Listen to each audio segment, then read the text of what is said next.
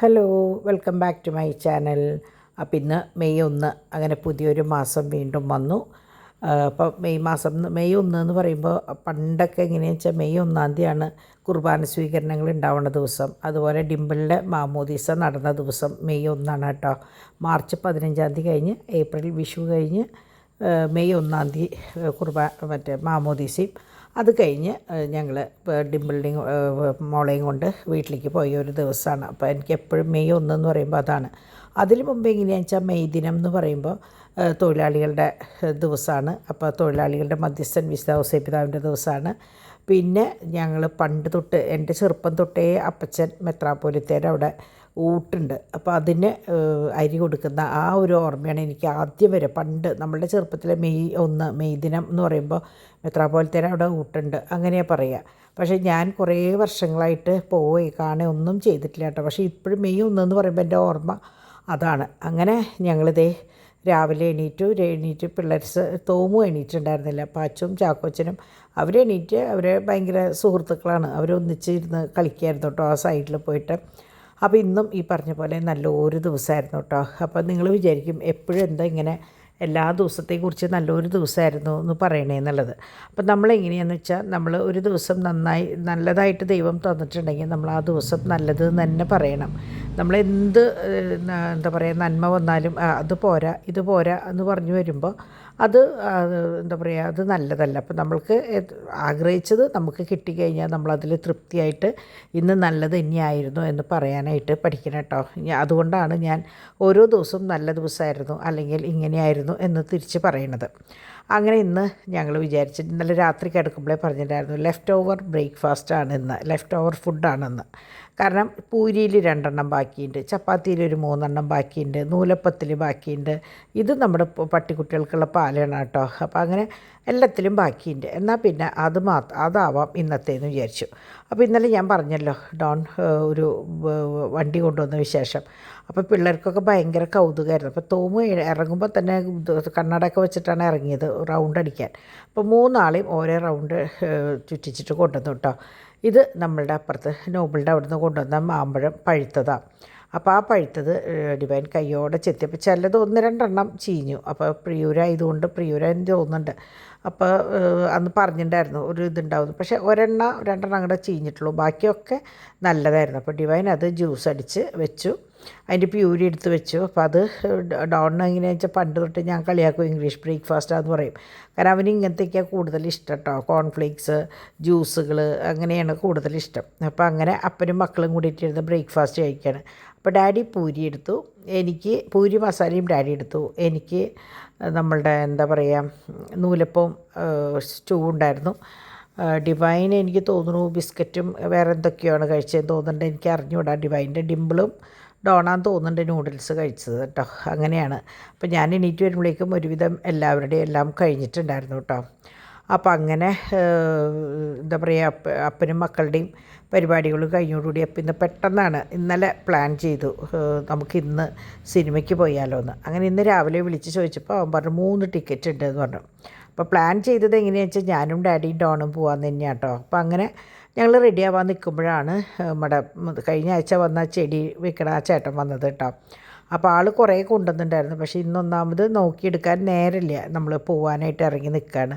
പിന്നെ മണ്ണ് കൊണ്ടുവരാമെന്ന് പറഞ്ഞിട്ടുണ്ടായിരുന്നു. മണ്ണ് കൊണ്ടുവന്നാലേ ബാക്കി ചെടികൾ നടാൻ ആയിട്ട് കാര്യമുള്ളൂ. പ്ലാവും മാവൊക്കെ ഡിംപിൾ കൊണ്ടുവരാൻ പറഞ്ഞിട്ടുണ്ടായിരുന്നു. പക്ഷേ അത് കൊണ്ടുവരണമെങ്കിൽ മണ്ണ് വേണം. അപ്പോൾ മണ്ണില്ലാത്തതിൻ്റെ പേരിൽ അടുത്ത പ്രാവശ്യം വരുമ്പോൾ മണ്ണ് കൊണ്ടുവരുന്നതോട് കൂടിയിട്ട് വാങ്ങിക്കാമെന്ന് പറഞ്ഞിട്ട് ആ ചെടികൾ 2 പാഷൻ ഫ്രൂട്ടിൻ്റെ 2 വാങ്ങി അവിടെ വെച്ചു. ആ സൈഡിൽ അത് നടാമെന്ന് വിചാരിച്ചിട്ട് കേട്ടോ. അപ്പോൾ ആ ചേട്ടൻ ഗൂഗിൾ പേ ഇല്ല, കാശ് തന്നെ വേണം. അപ്പോൾ അങ്ങനെ കൊടുത്ത് അപ്പം ഞാൻ പറഞ്ഞു സംഭവം ഇന്ന് നമുക്ക് ഒന്നും ആവശ്യമില്ലെങ്കിൽ പോലും ഞാൻ പറഞ്ഞു ഇന്ന് 1 തീയതിയാണ്, ഒരാൾ വന്നിട്ട് മടക്കി വിടണ്ടെന്ന് പറഞ്ഞിട്ടാണ് നമ്മൾ ആ 2 ചെടി വാങ്ങി വെച്ചത് കേട്ടോ. അങ്ങനെ ആ ഒരു ഗ്യാപ്പിൽ ഞാൻ താഴ്ത്തുണ്ടായിരുന്ന റോസും കാര്യങ്ങളൊക്കെ മുകളിലേക്ക് പതുക്കെ കയറ്റി. അപ്പോൾ ഇന്ന് എങ്ങനെയാണെന്ന് വെച്ചാൽ കയറ്റുമ്പോൾ ഡോണും ഡാഡിയും ഡിംപിളും കൂടി ഇടയിൽ നിന്ന് കഴിഞ്ഞാൽ പടപടയെന്ന് കയറ്റാം. അല്ലെങ്കിൽ ഭയങ്കര ബുദ്ധിമുട്ട്, ഡാഡി മാത്രമാകുമ്പോൾ അത് ഭയങ്കര ബുദ്ധിമുട്ട്. അപ്പോൾ ഞാൻ മുകളിൽ കയറ്റി വെച്ച് കൊടുത്തു. ഡിവൈൻ ബാക്കിയൊക്കെ സെറ്റ് ചെയ്തോട്ടെ. പിന്നെ ഞാൻ ചട്ടികൾ കണ്ടമാനം വാങ്ങി വെച്ചിട്ടുണ്ട്, അതൊക്കെ ഞാൻ സമാധാനത്തിൽ വന്ന് കയറി ചെയ്യാമെന്ന് വിചാരിച്ച് മുകളിൽ വരെ എത്തിച്ചു കൊടുത്തു. അങ്ങനെ ഞാനും ഡാഡിയും ഡോണും കൂടിയിട്ട് തുടരും കാണാനായിട്ട് പോവാണ് കേട്ടോ. അപ്പോൾ ഡോണിൻ്റെ ഫ്രണ്ട് ഉണ്ടല്ലോ, അവൻ്റെ അവിടേക്കാണ് നമ്മൾ പോവുക. അപ്പോൾ ടിക്കറ്റ് അവൻ എടുത്ത് വെച്ചിട്ടുണ്ടാവും. നമ്മൾ ചെന്ന് ഡോണിൻ്റെ പേര് പറഞ്ഞു കഴിഞ്ഞാൽ അവനത് തരും. അപ്പോൾ അവിടെ സ്റ്റാഫ് നമ്മളെ ഏൽപ്പിക്കും. അപ്പോൾ അതുകൊണ്ട് അങ്ങനെ ടിക്കറ്റിന് വേണ്ടിയിട്ട് നിൽക്കേണ്ട ഒരു സംഭവമില്ല, റിസർവ് ചെയ്ത് പോവുകയാണ് ചെയ്യാറ് കേട്ടോ. അപ്പോൾ നമ്മൾ ആമ്പല്ലൂർക്കാണ് പോവുക. അപ്പോൾ ആമ്പല്ലൂർ എന്ന് പറയുമ്പോൾ നിങ്ങൾക്കറിയാലോ, നമുക്ക് ഒറ്റ വഴിയാണ് ഇവിടെ നിന്ന് തിരിഞ്ഞ ആദ്യത്തെ സ്റ്റോപ്പ് ശരിക്കും പറഞ്ഞാൽ നമ്മളുടെ ഇതാണ്, എന്തൊട്ടാണ്, ഹൈലൈറ്റ് മാളാണ്. അതായത് ലുലു. ഇപ്പോൾ ഹൈലൈറ്റ് മാൾ എന്ന് ആരും പറയുന്നില്ല, എല്ലാവരുടെയും വായിൽ ലുലു ലുലു എന്നാണ്. അപ്പോൾ അവിടെ നിന്ന് കിടന്ന ലുലു ആണ്. ലുലു കഴിഞ്ഞ് ടോള് കഴിഞ്ഞ് കുറച്ച് അങ്ങോട്ട് മുന്നിലേക്ക് നീങ്ങി കഴിഞ്ഞാൽ നമ്മളുടെ ചാന്ദിയാന്ന് തോന്നുന്നുണ്ട് ഇന്ന് പോയിട്ട്, അവർക്ക് 2 ഉണ്ട്.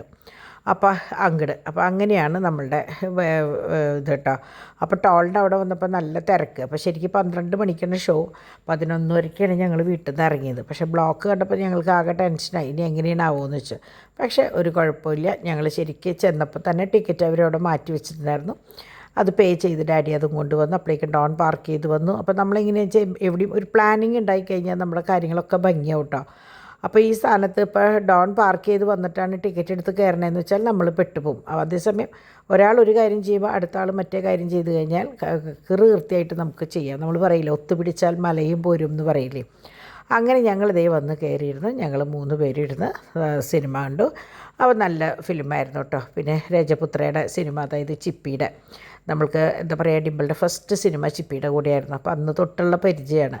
അപ്പോൾ ചിപ്പിയുടെയും രഞ്ജിത്തിൻ്റെയും മനസ്സുപോലെ തന്നെ നിറഞ്ഞൊരു ഫിലിമായിരുന്നു കേട്ടോ. ഇൻ്റർവെല്ലിന് ഞങ്ങൾ മറ്റേ എന്താ പറയുക, പോപ്കോണൊക്കെ വാങ്ങി കഴിച്ചു. അങ്ങനെ ഞങ്ങൾ വീട്ടിൽ നിന്ന് ഇറങ്ങുമ്പോഴേ പറഞ്ഞിട്ടുണ്ടായിരുന്നു. ആദ്യം പ്ലാൻ ചെയ്തപ്പോൾ ചിക്കൻ എന്താ പറയുക, എന്തെങ്കിലുമൊക്കെ വെക്കാന്ന് വെച്ചിട്ട് ചിക്കനൊക്കെ പുരട്ടി വെച്ചിട്ടുണ്ടായിരുന്നു. പിന്നെ പ്ലാൻ ഇങ്ങനെ ആയപ്പോൾ ഞങ്ങൾ പറഞ്ഞു, ഞങ്ങൾ 3 പേരും തട്ടുകടയിൽ നിന്ന് കഴിച്ചിട്ട് വരാം. മോഹനേട്ടൻ്റെ തട്ടുകട, എപ്പോഴും മോഹനേട്ടൻ വിളിക്കും, വായോ എന്ന് പറഞ്ഞിട്ട്. അപ്പോൾ ഞങ്ങൾ പറയും, ഞങ്ങൾ അങ്ങനെ വരാം, നിങ്ങൾ എന്താ വെച്ചാൽ ചെയ്തു എന്ന് പറഞ്ഞു.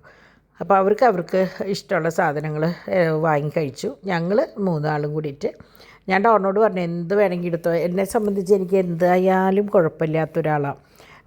കഴിക്കുന്നത് വളരെ കുറച്ചുള്ളൂ, പക്ഷേ ഉള്ളത് ആരുടെ ഇഷ്ടത്തിന് അനുസരിച്ചായാലും ഞാൻ എന്താ പറയുക, ഫ്ലെക്സിബിളാവും. ആർക്ക് എന്താ ഇഷ്ടം, കാരണം എന്നെ സംബന്ധിച്ച് അങ്ങനെ ഇഷ്ടമില്ല എന്ന് പറയുന്ന ഒരു സംഭവമില്ല. എന്ത് തന്നെയായാലും ഞാനൊന്ന് രുചിച്ച് നോക്കും. അപ്പോൾ ഡോൺ ഇങ്ങനെ നോക്കിയിട്ട് കുറേ സാധനങ്ങളുണ്ടായിരുന്നു കേട്ടോ. ഇത് കാടമുട്ടയാണ്, കക്ക, ഞണ്ട്, കൂന്തൽ, മറ്റേ കൊണ്ടാട്ടം, ബീഫ് ഫ്രൈ, കണ്ടമാന ഐറ്റം. നിങ്ങൾക്കറിയാലോ മോഹനേട്ടൻ്റെ തട്ടുകട ഞാൻ പലവട്ടം നമ്മൾ എടുത്തിട്ടുള്ള, ഡിംപിളും വന്നിട്ടുള്ളതാണ്.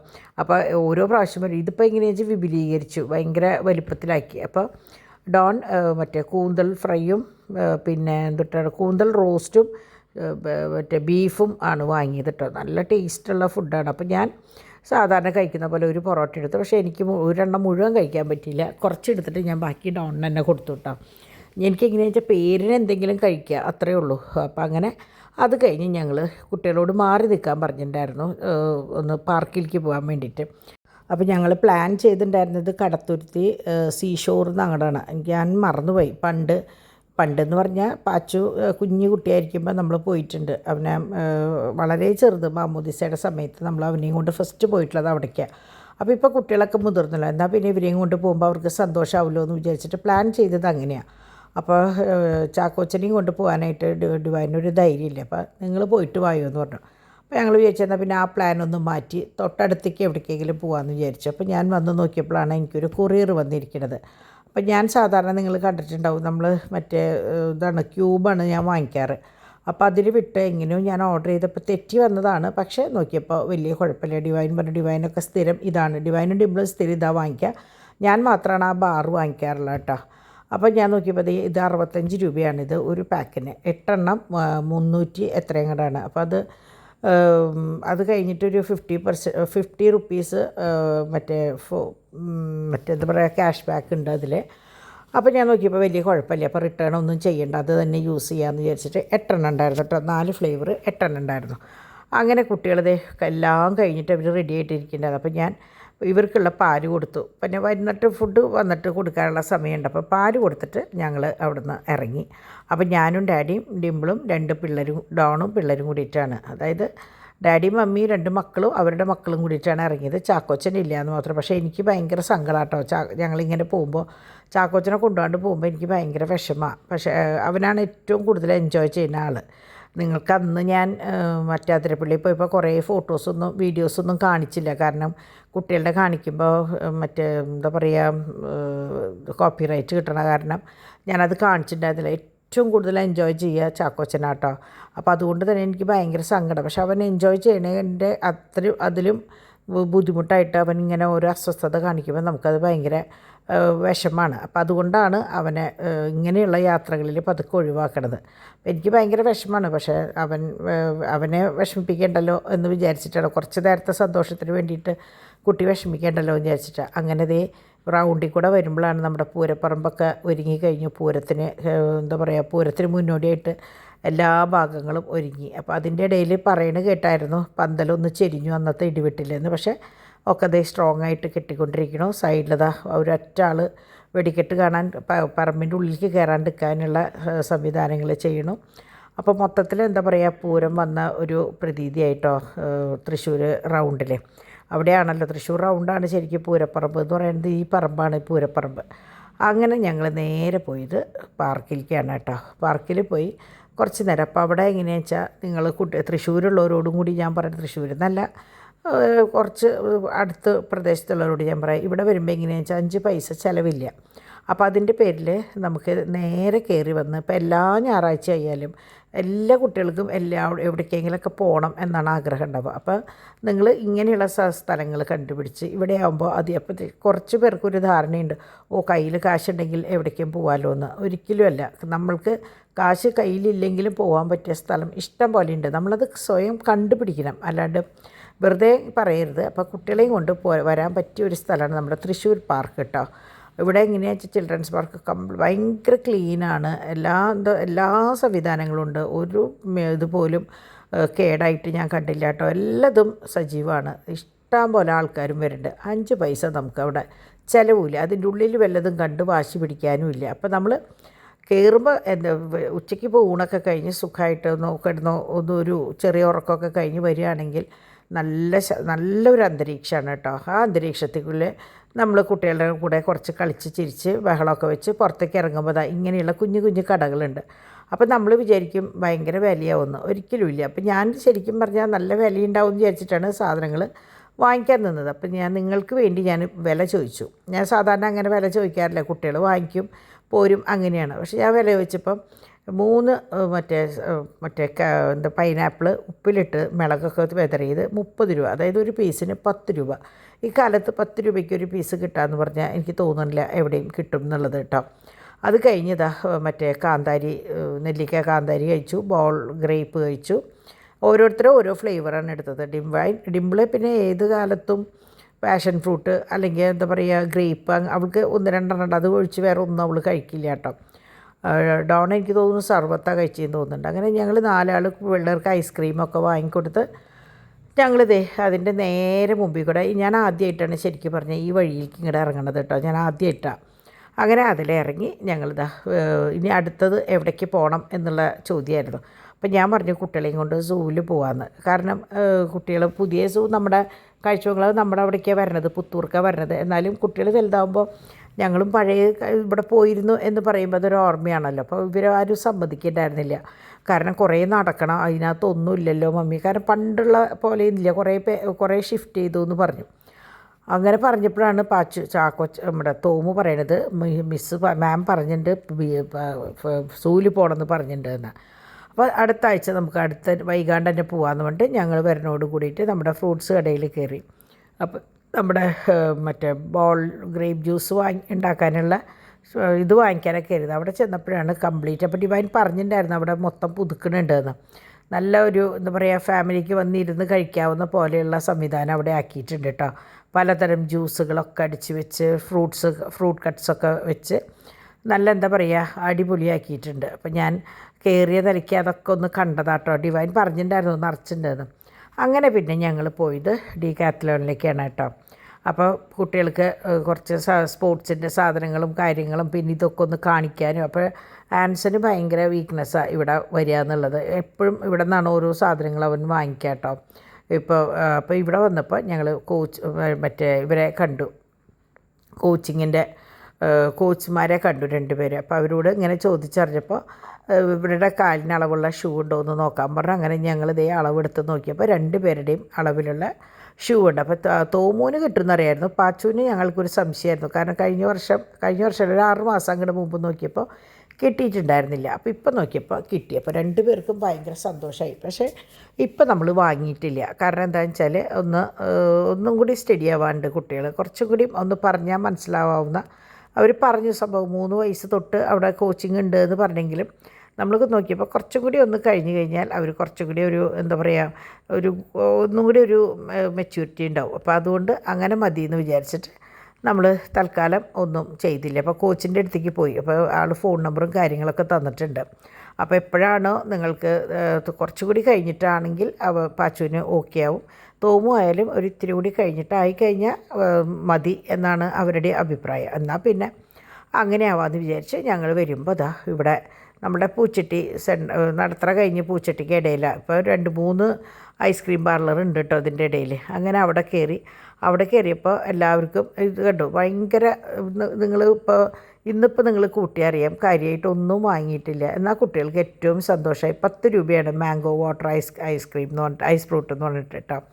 അപ്പം ഞാൻ പണ്ടത്തെ ഓർമ്മയ്ക്ക് ഞാൻ എവിടെ പോയി കഴിഞ്ഞാൽ അതാണ് പണ്ട് നമ്മളെ പീന്ന് കേട്ട് ഒച്ചയും വന്നിട്ട് വരുമ്പോൾ നമ്മൾ നമ്മുടെ അപ്പച്ചനോടായാലും കല്യാണം കഴിഞ്ഞിട്ടായ ഡാഡിയോടായാലും അത് വേണം അന്ന് ഐസ് ഫ്രൂട്ട് എന്നാണ് പറയുക. അത് വേണമെന്ന് പറഞ്ഞിട്ട് വാങ്ങിക്കണ്ടല്ലോ. അതേ ടേസ്റ്റാണ്. ഈ 10 രൂപയാണ് ഇപ്പോഴും. അന്ന് എനിക്ക് തോന്നുന്നു 10-15 രൂപ ഉണ്ടായിരുന്നു. അങ്ങനെ ഞങ്ങളിതേ കയറി വന്നു. അമ്മയും മോനും എല്ലാം കഴിഞ്ഞ് റെഡി ആയിട്ട് ഇരിക്കുന്നുണ്ട് കേട്ടോ. അപ്പോൾ ചാക്കോച്ചന് ഞങ്ങൾ വരുമ്പോൾ മറ്റേ ഫ്രൂട്ട് കട്ട്സും മറ്റേ പപ്പായ അവന് ഭയങ്കര ഇഷ്ടമാണ്. അത് വാങ്ങിയിട്ടുണ്ടായിരുന്നു. പിന്നെ നമ്മുടെ മുന്തിരി ബോൾ ഗ്രേപ്പ് ഉണ്ടാക്കാൻ വേണ്ടിയിട്ടുള്ള മുന്തിരി ഉണ്ടായിരുന്നു. അപ്പോൾ അങ്ങനെ അതൊക്കെ ആയിട്ട് മൂപ്പർക്ക് ഭയങ്കര ഇഷ്ടമായി. അപ്പോൾ കിച്ചണിൽ കിടന്ന് ഞാൻ പറഞ്ഞില്ലേ ചിക്കനൊക്കെ പുരട്ടി വെച്ചിട്ടുണ്ടായിരുന്നു എന്ന്. അപ്പോൾ അത് വേഗം വെച്ച് പിന്നെ നമ്മളുടെ കുറച്ച് സാലഡിന് വരുന്ന സവോള മാത്രമാണ് അരിഞ്ഞത് കേട്ടോ. അങ്ങനെ ഇന്ന് ഞങ്ങൾ വരുമ്പോൾ ഓൾറെഡി ചപ്പാത്തി ഉണ്ടായിരുന്നു. അപ്പോൾ അതുകൊണ്ട് ബാക്കി പൊറോട്ട വാങ്ങി. അതായത് ഐസ്ക്രീമിൻ്റെ സായിറാസിൻ്റെ തൊട്ടപ്പുറത്താണ് ഈ ഐസ്ക്രീം പാർലറായിരുന്നു. അപ്പോൾ ഞങ്ങൾ അങ്ങോട്ട് കടന്ന നേരം കൊണ്ട് ഡാഡി അത് വാങ്ങി. അപ്പോൾ വീട്ടിൽ വന്നിട്ട് ഇനി അത് ചപ്പാത്തി ഉണ്ടാക്കാനും എടുക്കാനും നിൽക്കണ്ടല്ലോ എന്ന് വിചാരിച്ചിട്ട് അങ്ങനെ ഞങ്ങളിതേ പരിപാടികളൊക്കെ ഇന്ന് നേരത്തോടെ കഴിഞ്ഞു കേട്ടോ. ഫുഡൊക്കെ നേരത്തോടെ കഴിച്ചു. അപ്പോൾ ഞാൻ എങ്ങനെയാണെന്ന് വെച്ചാൽ ഇവർ കിച്ചണിൽ ഓരോന്ന് ചെയ്യുമ്പോൾ ഞാൻ അപ്പുറത്ത് ചെടികളുടെ വശത്തേക്ക് പോയി എൻ്റേതായ കുറച്ച് സമയം എനിക്ക് എന്താ പറയുക എനിക്കിഷ്ടപ്പെട്ട കുറച്ച് സമയം എന്ന് പറയില്ലേ അതിനുവേണ്ടി ഞാൻ അവിടെ നിന്ന് മണി പ്ലാന്റൊക്കെ കുറേ വലുതായിട്ടുണ്ടായിരുന്നു. അപ്പോൾ അതൊക്കെ ഇങ്ങനെ സൈഡിലേക്ക് ഇങ്ങനെ എന്താ പറയുക വള്ളി ചുറ്റി വെച്ചു. ഞാൻ എടുത്തിട്ടില്ല. ഞാൻ നിങ്ങൾക്ക് നാളെ എങ്ങാനും കാണിച്ചു തരാം കേട്ടോ. അങ്ങനെ ഇവിടെയൊക്കെ കുറച്ച് വലിച്ചിട്ടുണ്ടായിരുന്നു. അതൊക്കെ ഒതുക്കി അപ്പോഴേക്കും നമ്മുടെ പാച്ചുന്ന് ഉച്ചയ്ക്ക് ഉറങ്ങിയിട്ടില്ല. അപ്പോൾ പാച്ചുവിനെയും കൊണ്ട് ഡിമ്പിള് മറ്റേ ഇവിടേക്ക് ഉറക്കാൻ പോയി. പിന്നെ ഡിവൈൻ റോബോട്ടിനെ ഇറക്കണതിൻ്റെ മുന്നോടിയായിട്ട് അതായത് റോബോട്ടിനെ ഇറക്കണതിന് മുമ്പ് നമ്മളെങ്ങനെയാ വെച്ചാൽ ഈ കുട്ടികൾ ബിസ്ക്കറ്റ് തിന്നതോ അതും ഇതൊക്കെ അവിടെ ഇവിടെയും കെടുക്കുന്നുണ്ടാവും. അപ്പോൾ നമ്മളതൊന്ന് ജസ്റ്റ് ഒന്ന് വൈപ്പ് ചെയ്തിട്ടാണ് റോബോട്ടിനെ ഇറക്കുക. അപ്പോഴാണ് നമുക്ക് എന്താ പറയുക പൂർണ്ണ ഒരു ക്ലീനായി എന്നൊരു തോന്നൽ വരിക കേട്ടോ. അപ്പോൾ അങ്ങനെ അതിനെ തുറന്നു വിടാൻ അപ്പോൾ അതിൻ്റെ ഡ്യൂട്ടി ഡിവൈനാണ് കേട്ടോ. റോബോട്ടിൻ്റെ കാര്യം ഡിവൈനാണ്. ഡിവൈൻ ഇല്ലെങ്കിൽ മാത്രമാണ് ഡിംപിൾ ചെയ്യുക. എനിക്കിതിനെക്കുറിച്ച് യാതൊരു ഐഡിയ ഇല്ല. ഞാൻ ഇതുവരെ ട്രൈ ചെയ്തിട്ടില്ല. അതുകൊണ്ടാണ് ഫോണിലാണ് ഇതിൻ്റെ മെക്കാനിസം മൊത്തം കേട്ടോ.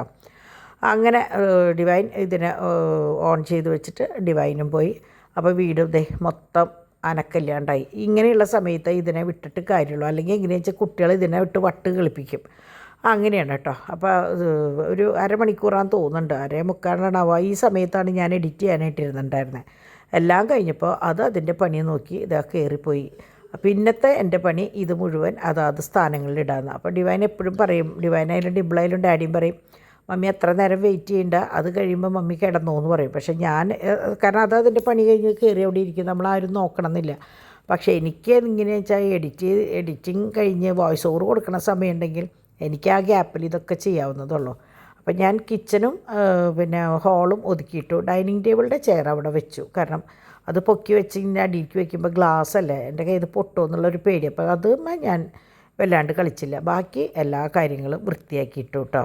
അപ്പോൾ ഇപ്പോൾ രാത്രി ഡിവൈൻ ചോദിച്ചു എന്തിനാ മമ്മി അത് ചെയ്ത്, നാളെ രാവിലെ ഇടാമല്ലോ എന്ന്. പക്ഷേ എനിക്കെന്തോ ഞാൻ നിങ്ങളോട് പറയാറില്ല, എനിക്ക് എപ്പോഴും കിടന്നുറങ്ങുമ്പോഴൊക്കെ എല്ലാതും ക്ലീനായി കിടന്നിട്ട് അങ്ങനെ കിടക്കുമ്പോൾ എനിക്കൊരു ഭയങ്കര ഒരു ആശ്വാസമാണ്. അപ്പോൾ പിന്നെ ഇത്രയല്ലേ പണിയുള്ളൂ. അവിടെ കിടക്കുന്നത് എടുത്ത് ഇവിടെ ഇടുക. ഓരോന്നിനും ഓരോ സ്ഥാനം ഉണ്ടെങ്കിൽ പിന്നെ പണികൾ ഭയങ്കര എളുപ്പമാണ്.